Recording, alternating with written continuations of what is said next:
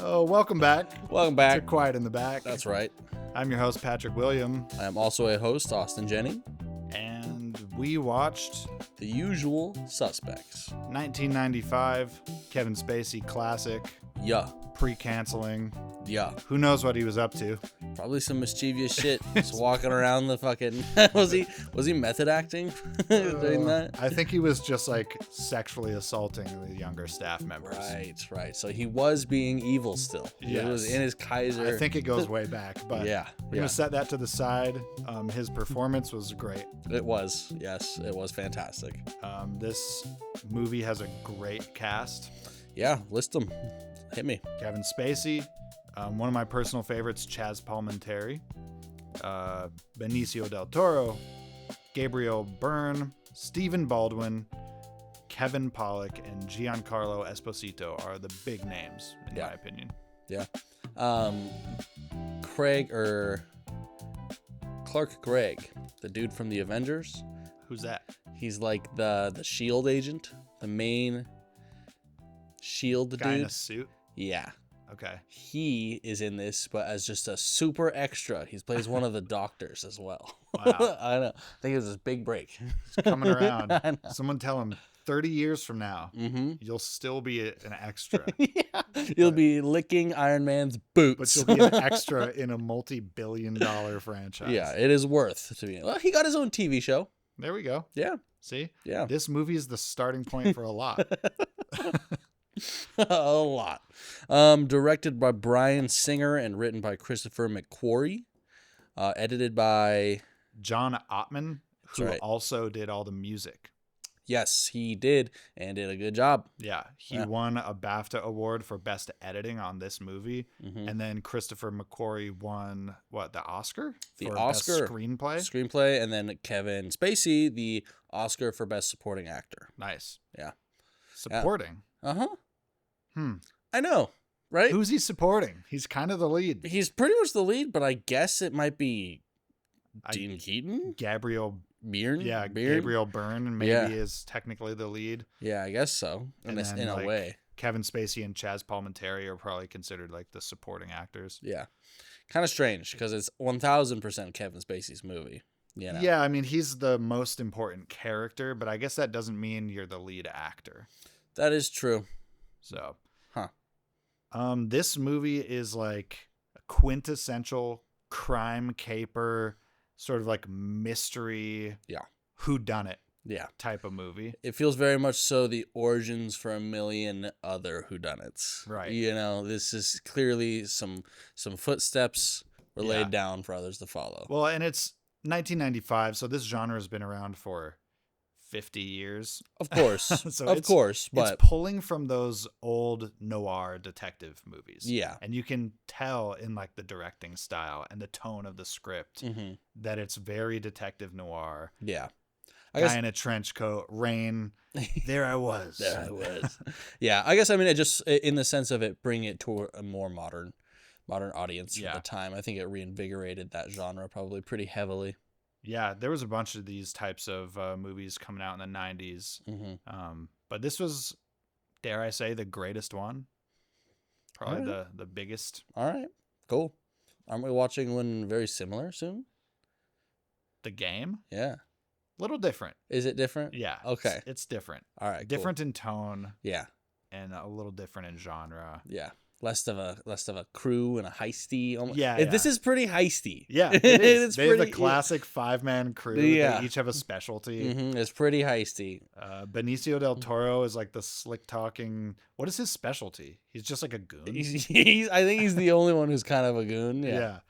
Yeah. And then Stephen Baldwin is like the entry man. Mhm. So he's a burglary expert who can like get in Yeah. anywhere. Also He pretty also does goony hits. though. Yeah, he's a goon. Yeah. He's hyper violent. He Mhm. does the hits. Mhm. And then Fucking kill you, man. Kevin Pollak is like the demolitions expert. Yeah. That's how they frame him. Yeah.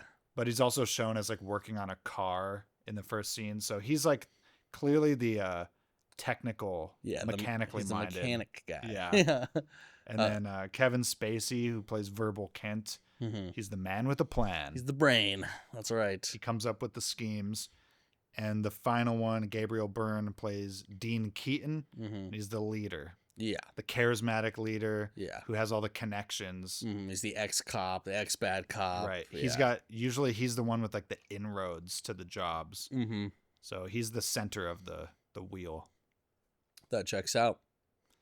Very heisty. It's very heisty. I was like, oh, wow, we're setting up. Yeah. It was... That scene where towards the end where they try to get the lawyer, Kobayashi. Oh, yeah. And they like infiltrate his office building and get into the elevator. Yeah. And Stephen Baldwin is like up above the elevator panels with the 2 pistols. Yeah. Kills his guards and he's just like, I forget what he says. Press 20 now. Yeah, press 20 now. Yeah. Pretty badass. It is. Pretty It good. is. It was pretty cool.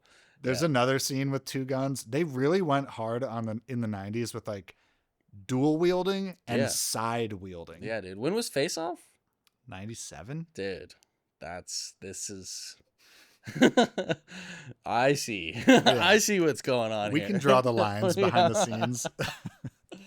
But yeah, a lot of like sideways gun pointing in this one and double pistols. There's one point where they're doing a heist. They think it's diamonds, but it's actually drugs. And they're unknowingly robbing a drug dealer. Yeah.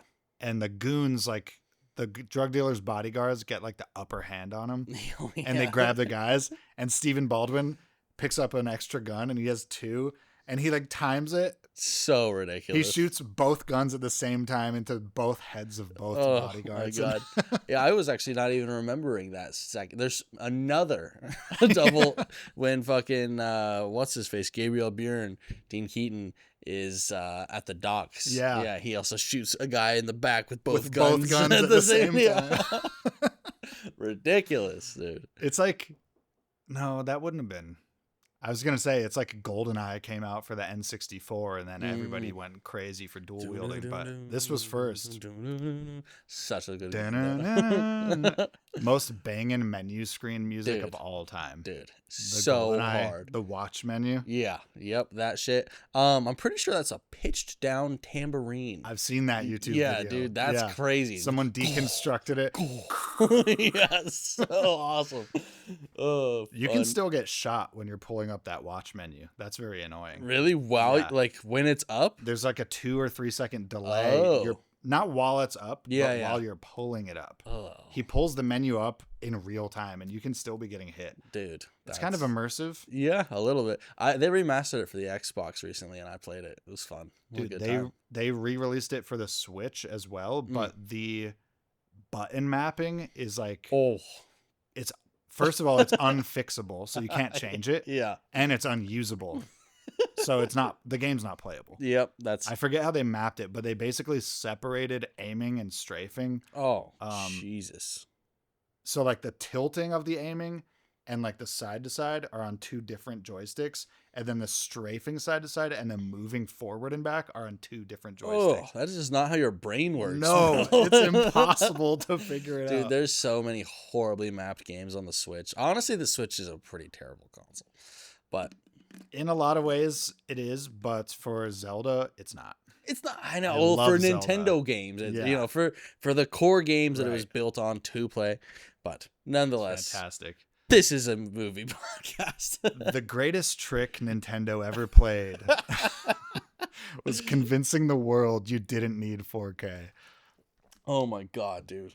Nintendo's pretty evil when it comes to people. And have you seen what they've been doing to the people who emulate their games? The lawsuits and I stuff? don't know, like sue them out of existence. Yeah, like small time content creators and stuff. Like Yeah. you're getting sued for $300 million. They're probably by going to Nintendo. shut down this podcast for even mentioning their business. what are they gonna shut down? We said the word Nintendo and it's trademarked. Yeah, no shit. It's getting flagged by their AI filters. Oh no. So this movie has one of the all-time twists.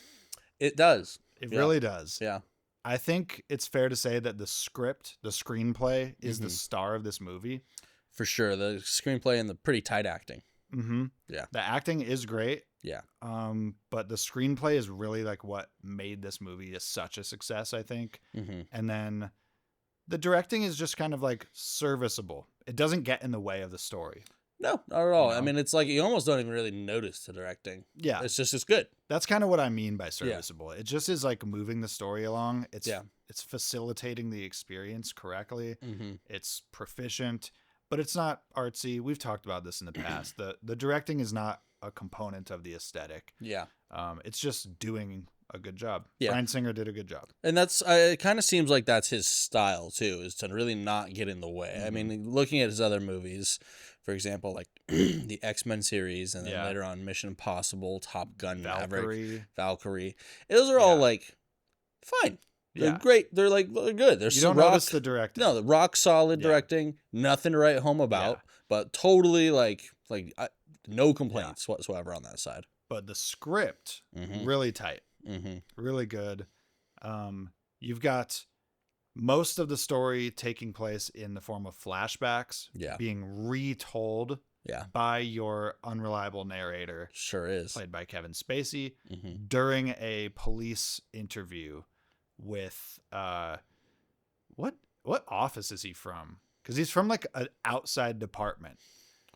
Because Kevin Spacey's character, Verbal Kent, has already secured full immunity. Yeah. And negotiated and like cooperated with like the main police department.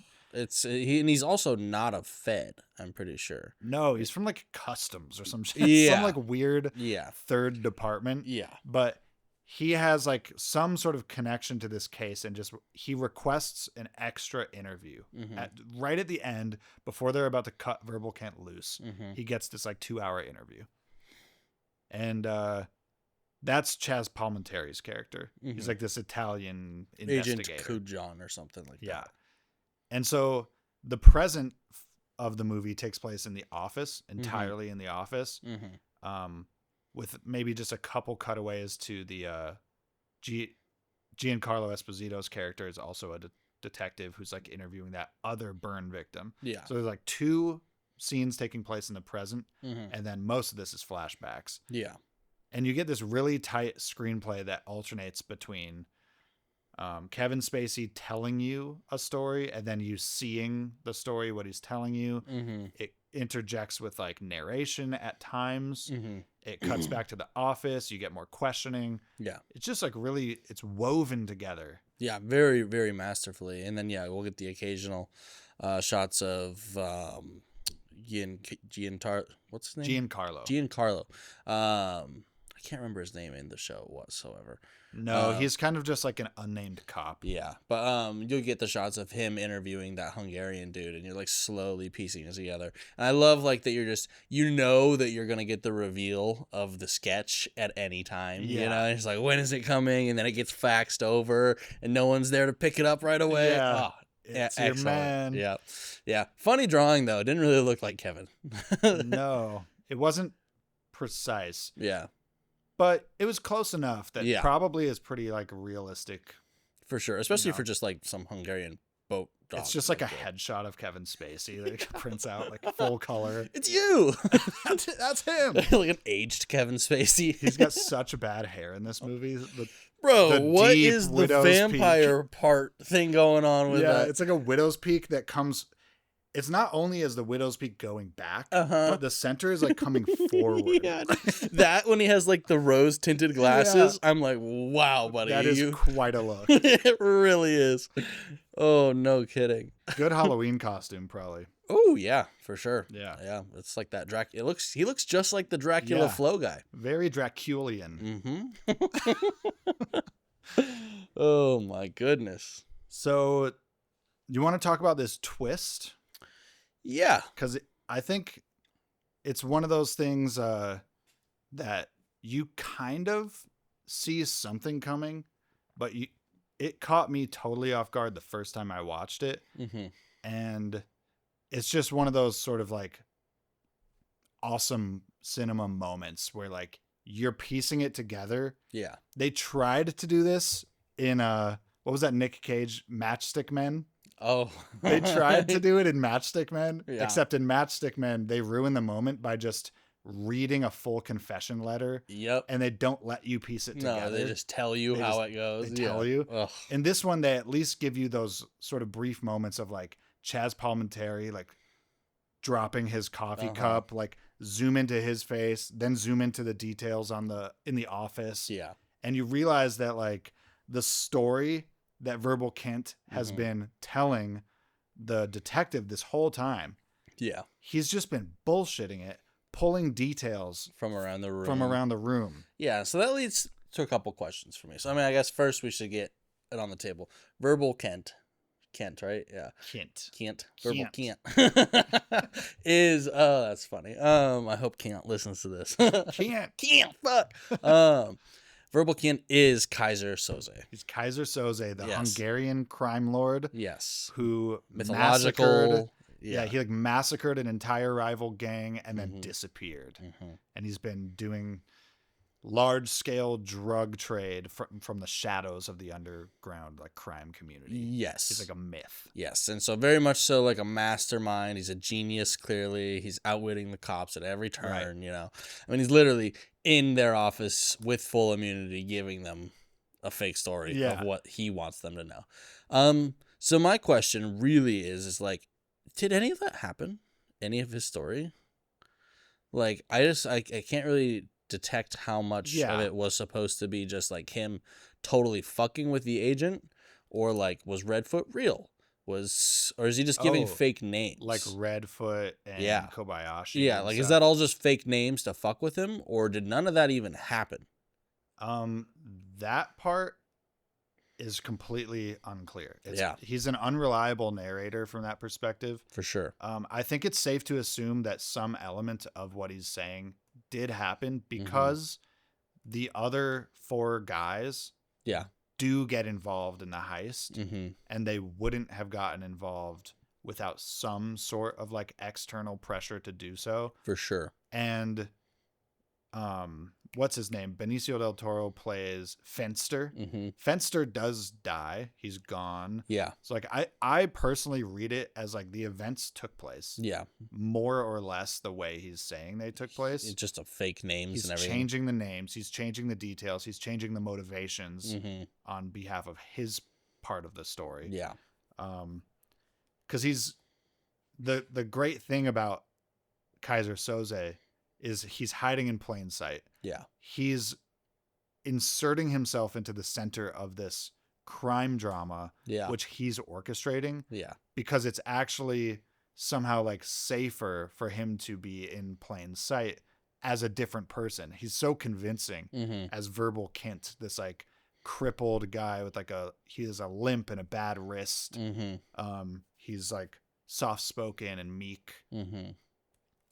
And so because of that role that he establishes as Verbal Kint, there's like not even any cognitive space available in any of the investigators' minds that he could be that you're Kaiser Soze because you're Verbal Kint. Yeah. You have a role in the story already. Right? So much so that like the conclusion that the investigator draws at the end is that Dean Keaton is Kaiser Soze. Yeah. The complete wrong takeaway.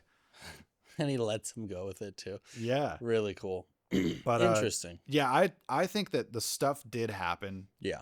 He's weaving a story as far as the Verbal Kint component goes. For sure. But I think like what the gang does happens. Okay. All right. Personally. That makes sense. I'd for sure agree with that take then. Yeah, I was just like sitting there. I was like, oh God, how unreliable. Yeah. You know? Because then you do see the lawyer Kobayashi like is also his driver and like picks him up at the very end. Yeah. So that guy's real. Yeah. And clearly all of the other people are dead. We know the gang is real and they died. And yeah. So like there's some concrete stuff. Yeah, and like Dean Keaton's wife dies. And, yeah. So yeah. Very cool twist at the end. Yeah. The reveal is awesome. It's like one of those classic moments in movies where they're like playing all the audio quotes, all the snippets of people talking. All like, so fast. The greatest trick the devil ever played was convincing the world he doesn't exist. Playing all these quotes. They're showing the realization moments on Chaz Palminteri's face, the detail shots of like the quartet, Skokie, Illinois. Yeah. Yeah. He's like, when I was in a quartet in Skokie, he's like, oh my God, it was all a lie. Yeah. that fat as a whale. It just Yeah. shows how It shows a fat woman. Yeah, like, oh no. And then the cherry on top is the shot of the feet. Yeah. So his character notoriously has this very visible limp. He's a cripple. Yeah. The whole movie. And then you see him finally walking away, like getting away from this interview as the detective is learning what's the real truth. And like rushing downstairs. He's trying to find him, and you just see him walking away confidently, and the limp just slowly disappears. Melts away, yeah. Into a regular walk. Yep. And you're like, in that very moment, you're like, this guy's a fucking supervillain. Yeah, for sure. He's been walking with a limp, dude, and limp wristed for 6 weeks. That, like the true physical aspects of that in like a literal sense and scenario would be horrible. Yeah, like that, the toll on your body of actually walking with a limp like that, holding your wrist like this, yeah. like not being able to do anything. Yeah. Oh, dude. Yeah, you see him like working his hand out too. Like walking on the side of your foot all the time. Like his ankle like is rolled in. Yeah. And it just looks so physically uncomfortable. Yeah, man.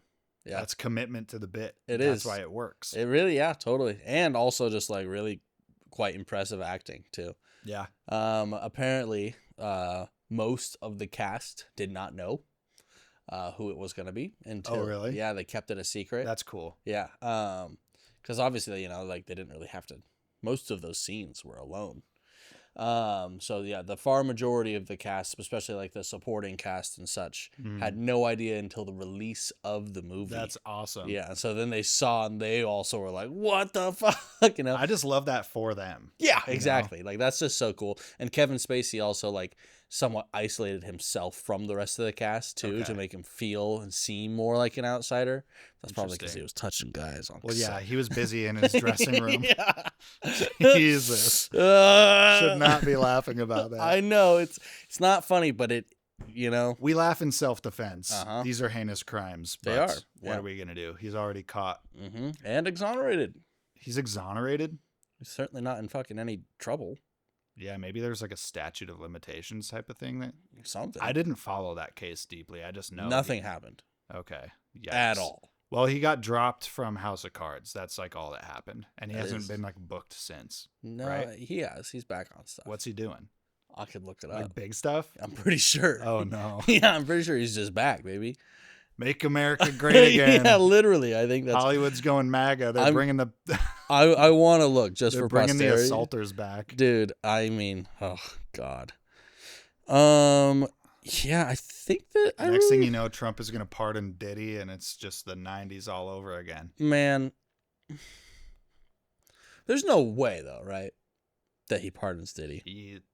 I absolutely expect him to pardon Diddy at this point, dude. When did that happen? When did all that stuff happen with the Diddy thing or the Spacey stuff? Spacey.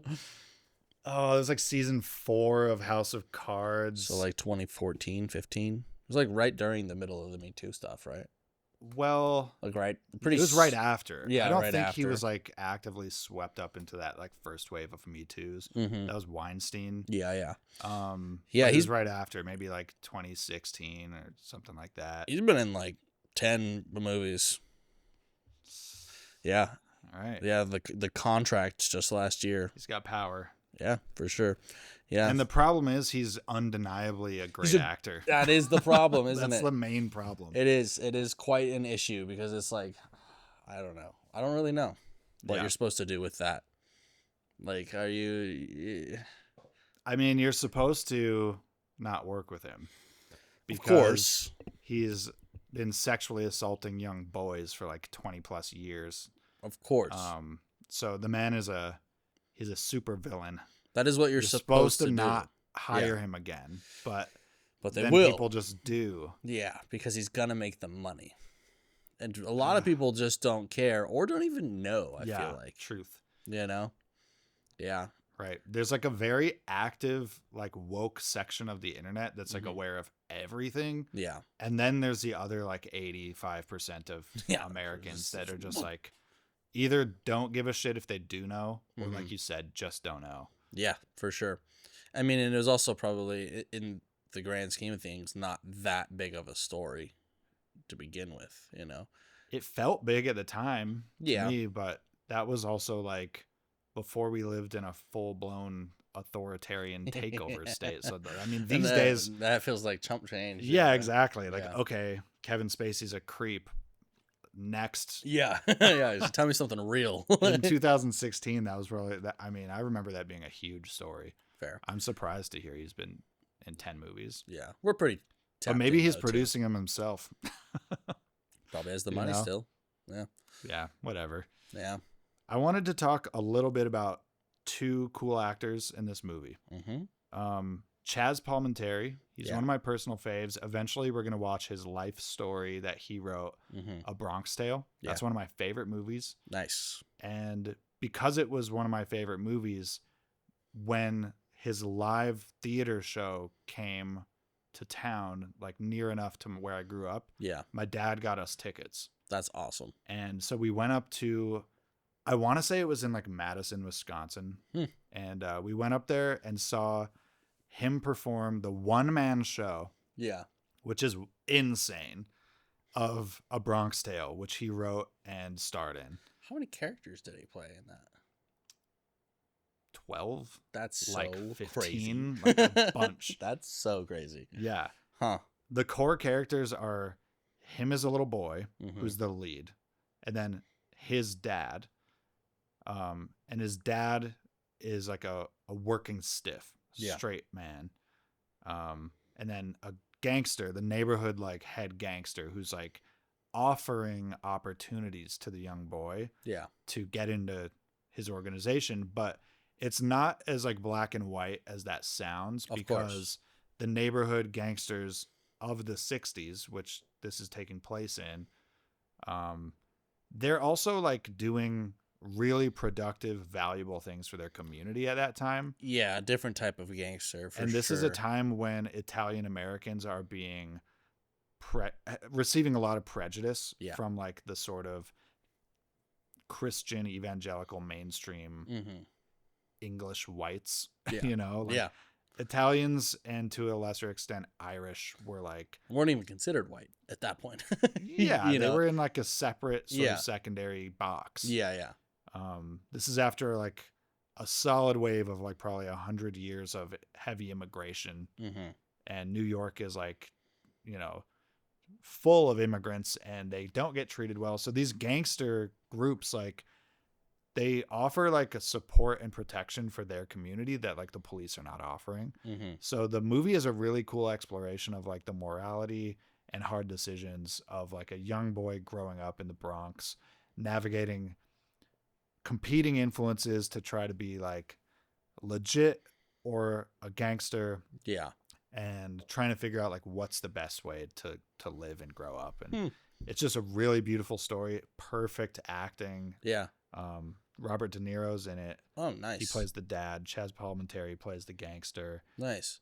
It sounds very interesting. I am excited to watch it. It's gonna be top of the list next year. Yeah, I got to meet him and get his autograph and get a picture with him, and he's an awesome dude. Would I know him from anything else? Yeah, he's been in a ton of stuff. Yeah. He always kind of plays either a gangster or a cop. Oh, interesting. He's very typecasted as like authority figure, like an Italian authority figure. Gotcha. Whether that's like special agent, like in this movie, or like mafia movie. He's in a lot of mafia movies. He's up there with like De Niro and Joe Pesci, as far as being like mafia typecasted. Yeah, for sure. He's one of those guys. Gotcha. It's really interesting, the connection between the typecasting of gangster to a cop authority figure. Well, because cops there's a lot, are just gangsters. Whoa, who would have thought? Yeah, the boys in blue, they're like a crew. They do whatever they want to do. Yeah. They're just thugs. They have their own gang. They have their own signs. Yeah, government it's just funded. State sanctioned violence. Yeah, straight up. Protect the elites. Gross. I mean, they all started as slave catchers. Yeah. The original sheriffs of the South were just hot. They were created to catch slaves, and then that was the prototype for all modern policing, was slave catching. So I did not know that. Yeah, it's always been an elitist power structure protecting institution. Yeah, and then therefore pretty inherently racist too. Yeah. That's crazy. Yes. Yeah. Exactly. Very as systematic as it goes. Like, right. It's inherently racist based on the job description. Yeah. And it's structurally racist based on the power structure that Yeah. spawned it, because this was a country dominated by Christian whites. Yeah. And then the implementation of the power. Yeah. Yeah. So Ugh. Gross. the line between cop and gangster is really like not even there's. Yeah. True. These are just different organizations, and one is sanctioned by the state and one's not. I wonder which one's done more harm. Truly, man. Yeah. I mean, crack came from the CIA. Dude, I know. Yeah. You know, they used gangsters to distribute. Yep. They sure were did. literally selling crack in New York to fund the Iran-Contra Yeah. situation. Like, Mm-hmm. they were funding the overthrowing of governments with drug money. Yeah. Just to how keep else it were off they the gonna get their books. black money? Yeah, it had Yeah. to be dark money. Yeah. Thanks, Clinton. It's insanity. Oh, fucking yeah! I can't remember what movie that is. They made a movie about that, about all of the shit in Mena, Arkansas, and stuff that happened when he was the governor there, and allowing it to come in through there. Interesting. Yeah. So Yeah, which president was president at that time? that was Clinton. No, it wasn't Clinton. Really? Clinton was in the 90s. Oh no, because he was the governor. Yeah. This was happening in the yes, 80s. Yes, he allowed to come in through his Iran state. Contra, was that Nixon? No, Reagan? I think it was Reagan. It Reagan was created Reagan's the war on second drugs. term when he was having all the Alzheimer's problems, and they were He just doing whatever created the fuck the they war want. on drugs, and Yeah. he, basically Fucking allowed Nancy. under his nose, allowed the CIA to like run crack into Harlem. Mm-hmm. Well, I mean, at that point, he was pretty incapacitated as well. So Yeah. they just did it too. Mhm. You know, I'm sure they weren't telling Ronald Reagan, the No, fucking former just happened actor, under his nose. yeah. Hey, we're gonna go deliver some crack so we can go take over some foreign governments. Yeah, yikes. Dude, really crazy. What was the other actor? Giancarlo Esposito. So goddamn good. You know him as Gus Fring from Breaking Bad, Mm-hmm. among other things. Mm-hmm. He's played a lot of great roles. Great villain. Yeah, excellent villain. He's got a very sort of like severe delivery of his voice has a Yeah. capacity for severity For sure. and sincerity, and like just a gravitas that makes him a great villain. Absolutely. Him almost alone. Is he in Better Call Saul as well, or is he just in the Breaking Bad? I haven't seen Better Call Saul. Right. I think he's in it though, because Yeah. I think that show explores the setup Mhm. of their drug empire relationship Yeah. before Gotcha. Walter White gets involved. Gotcha. I need to watch both because I mean, I really like Esposito as a Mhm. character, and then just I rewatched The Boys recently, and he is just so rock solid. And Yeah. dude, him telling off Homelander Yeah. is one of my favorite fucking He's scenes. great. It's so excellent. I want to play Far Cry 6 because he's the villain Yeah. in that too. Yeah, that's fun. It's a really good one. Yeah. I only played 5, which is set in Montana, so Yeah. I love it. Yeah, there's also in Hope County. Yeah, Which is basically supposed to be from Bitterroot Valley up to Glacier, Mhm. which is where we live. So it's It's- so fun, like riding I an know. ATV around with a crossbow and like hunting deer and I know, dude. killing cultists. Yeah, I'm pretty sure that they have the Isn't St. Mary's Church in it? I don't know. Yeah, that's the one in Stevensville. Mm. Stevensville's the first place in Montana. The first place Yeah, like first settlement. incorporated. Yeah, Wow. First post office. yeah, I think so. It definitely had the first church and that sort of stuff going on. Wow. It's where Lewis and Clark stopped, and he met with the Salish Kootenai. Interesting. Yeah. So they come up through Big Hole, come up Mhm. to Montana from the south a bit. Yeah, yep, and then came up into Stevensville, down the Bitterroot Valley, and then kept going. Nice. Yeah. Cool history. Yeah, that's Yeah. right. So Giancarlo Esposito, I just think this is a very interesting factoid about him that he's expressed in interviews. Mm-hmm. He is half Italian Yeah. and half black, Yeah. African American. I think his mom's African American. His dad's like full Italian. Mm-hmm. Born and raised in Copenhagen, yeah, Denmark. Yeah, till 6, and then New York. Moved. He's an American citizen, but he looks, because of his ethnic makeup, he looks like almost omniracial. Yeah, I don't think he could really necessarily pass as European fully, yeah, but pretty much like he gets cast as like all manners of like Spanish speaking Mhm. South American people. mm-hmm. he's not even close to that ethnicity. He Not just at like all. looks close enough. Mm-hmm. He gets cast as a lot of like black characters. But I just found he's one of those interesting people that can kind of chameleon into like so many different roles. For sure.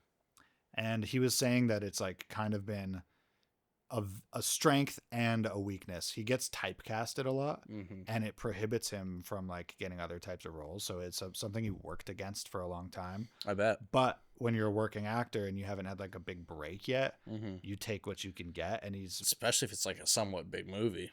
yeah. know? So he's done a ton of these roles where he just plays like a Peruvian drug importer or something. Mm-hmm. I can't recall if he was saying that he learned like the Spanish accent like because he understood that like that's what he was gonna Yeah. that was gonna butter his bread. so That to makes speak. sense for sure. But he can do an impeccable Spanish accent. Yeah. I would really enjoy, I think he's getting big enough now that they might, but I would really enjoy a TV show centered on him as as a lead, as the lead, not the yeah, villain. exactly. Yeah. Yeah, and even if I would prefer it honestly to not be typecast and maybe make it him Yeah. a good guy. Let him do something else. Yeah, let him try something, or maybe he'll produce something. You know, Mhm. at some point. He's definitely got the chops. He's got the experience. Mhm. And I think his face is like popular enough now. Exactly. When people see him, I think he could drive viewership. Totally, he's very recognizable. Yeah. He's very much so in the zeitgeist of current popular. Yeah. He's up there for me, maybe not as big in terms of public perception, but he's up there for me with like the Walter Goggins, the Yeah. Pedro Pascals, Yeah, like totally. kind of just like a very strong leading actor. Mm-hmm. Um, Yeah, I really. could see him driving a show in the same way. Totally, yeah. Like, really climbed that hill over the last 10, 15 years of Yeah. just like, this is one of the big players for sure. Yeah, I'm Yeah. excited to see him grow more. I hope he does. Yeah. This movie has cool editing because the editor also did the music. Mm-hmm. And I noticed that in the opening credits. It's not something I knew beforehand. Yeah. But I just like happened to catch it. I was like, wait, that's the same name. Yeah. The editor also composed all the music. And I think that's really cool and lends itself to the final product. I would agree. I mean, this movie's tight. It's like got a very rhythmic editing Mhm. pace. Mhm. The musical hits like match with the cuts Yeah. in a way that doesn't feel forced like in a TV way. For sure. It's very like natural and feels nice. And that's because the guy doing the editing was literally making the music and then like editing to the music. Yeah. or Like, just you like, have all the raw footage. all the there. control. Yeah. Just totally in control of the end result of this movie. Yeah. It's super cool. I feel like, did we not watch another movie that this was the case? I can't remember off the top of my head. Me too. It could have been back in our Cage days. Cage days. Cage days. Cage Against the Machine. Yeah, dude. Whoa. Yeah, that was a great 16 weeks, I'll tell you. Oh, it was something. It was Eventually, crazy. we're going to return to some Cage. And then when we do, it's going to be glorious. Oh, for sure. I can't wait, honestly, because we basically, did we go cageless this year? Yeah. All year, I think so. right? Because Yeah. we weren't gonna. And we then, had Cage movies peppered in. and then we just kept. we were like, decided we "Eh, kept no." bumping them. We were Yeah. like, it's been too soon. Yeah. Yeah. I wonder what the first one will be. I almost, if the True Detective season happens, yeah. that might be With something. Matthew McConaughey. Oh man, that would be so. McConaughey starring across from Nick Cage in that setting. In that context, right. it would be legendary, right? Yeah. Like it would just would it would be so crazy. Also, what I think is going to be legendary is going to be the Spider-Man noir. Mm-hmm. I was just looking at the new Magic set that was released. It was all Spider-Man, and they had a Wow. card that was the Spider-Man noir. And I can't wait, dude. dude. It looks awesome. It's live action, right? It's Yeah. not. Yeah. Yeah. Cool. Yeah, it's gonna be weird. I bet. It's a live action Spider-Man, black and white, I believe. Yeah. Dude, Nick Cage is old. Yeah, and he's supposed to be, the character is supposed to be old, so they're not going to try to like Oh. youthify him. Good. He's like a old grizzled detective in his 60s, like old Spider-Man. Old Spider-Man. Yeah. That's cool. I wonder if it's gonna be like a future old then. Right. Like, Which is interesting because it is a noir, Mm-hmm. but it doesn't have to be anything because it's a multiverse thing. So like True. he can be old in the 1950s Yeah. and got bit in the 1890s. Yeah, you doesn't know? matter. Yep, true. So strange. Multiverse Yeah. is so funny. Right. Really looking forward to it. Yeah. I'm not really sure that I have much else to say about this movie. I would agree with that. I mean, it's a rock solid movie. Yeah. You know, it's a great, excellent crime thriller. Mm-hmm. Super fun. It's gonna tick all your little heist boxes if Yeah. you're a little heisty guy like us. It's not a movie that contains deep messaging or philosophical themes. It's not The really, Matrix. Yeah. It's just like a great crime caper mystery whodunit movie. Cinema. Cinema legend. But it's not going to leave you chewing on ideas after you watch it. You can sort of watch it, enjoy it, Yeah. and then move on. Yeah, and you get it. This is it's almost kind of like Memento in that way. Yeah, it's You know? very like Memento. Yeah. And to be honest, I think it's going to be very much like most of the movies we watch this month. I think this genre, unlike sci-fi, Yeah. is really geared away from the mystery like thriller genre is just not really set to deliver philosophical thematic content that well. For sure. And Like- you know, it's the experience. Yeah. It's much more about like Right. you're watching this movie and this movie is revealing things Yeah, to you. And exactly. it shows you. You don't really have to chew on too much of it yourself. Whereas sci-fi is like fundamental to the genre is like imagining the future, which fundamental to that is that it's a value laden process, right? You're either Absolutely. imagining the future as good or as bad, or Yeah. what could it be like? Some and then weird in between. that forces the writers to explore themes of like what people are like and why would it be that way, and then what's the human nature and the technology. Like sci-fi is just a very philosophical genre, and these ones aren't really. Yeah. That said, Pi is gonna blow your mind. It's pretty crazy. Can't wait. That's super exciting. I think that's a reveal too. Ooh, yeah. Ooh. We haven't revealed the other movies yet. Yeah, that's okay. We're watching The Game this next week. Yep. Next week is The Game. Pi. Michael Douglas. Yeah, Pies Pi. after that. And I think it's just 4 weeks this month, right? Yeah, but that's only 3, right? No, because this one too. Yeah. Right? Usual Suspects, Michael Douglas, Game, and Pie. Game. And Memento was last week. Oh, right. Yeah. Memento. That's all 4. yeah. I'm stuck in Halloween. I'm stuck in October, dude. Oh, silly. But yeah, Memento and this and The Game Yeah. are all kind of like similar in terms of genre, and then Pi will be a little bit of a departure in terms of thematic content and stuff, but Cool. I'm really looking forward to them. Those are some of my favorite movies. Yeah. Yes, sir. What do you want to rate this? This is a solid 8 for me. Me too. Yeah.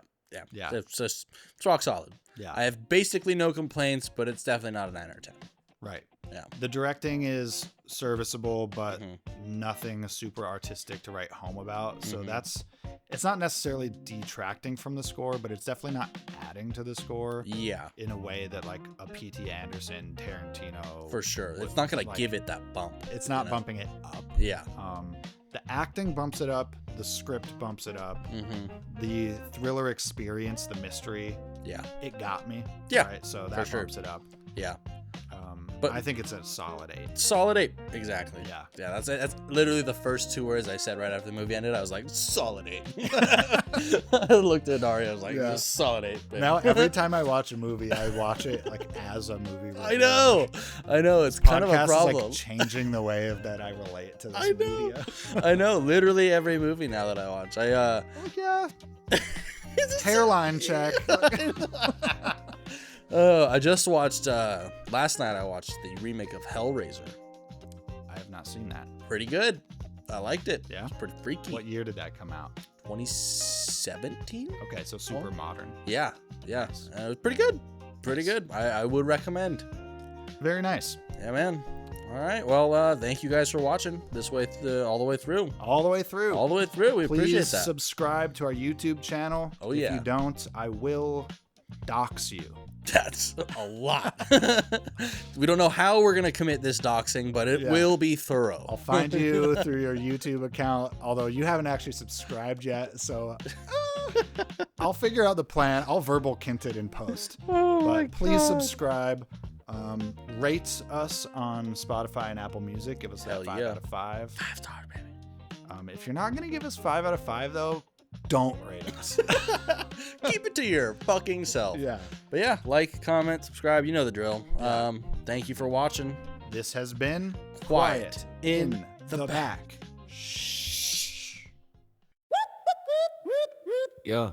It's the usual suspects, the criminals, you know. 5 degenerates are in a lineup, so let's go. One is Kevin Spacey and he goes by Verbal Ken, also known as Kaiser Soze, making money to be spent. This film is full A-list actors, really a great cast. A mystery that's twistery, it's really quite a blast. But when Kevin's in your movie, you better watch the stuff, especially the younger boys, he's coming for that ass. It's the usual suspects, the ones you know, they're doing lots of major crimes, so drop it low, bounce, bounce. It's the usual suspects, interrogate, find out the truth before it's too late. You're late. When Kevin's in your movie, don't go in his trailer. He'll have a really long list of demands and try to nail ya. If you are a staffer and have male genitalia, he'll bring you to his private quarters and dress you like a sailor. This film is quite the classic, it's really not a miss. It brings a lot of mystery and hits you with a twist. The interview was all a lie, he made up the deeds. His hairline is ridiculous and his glasses are sweet.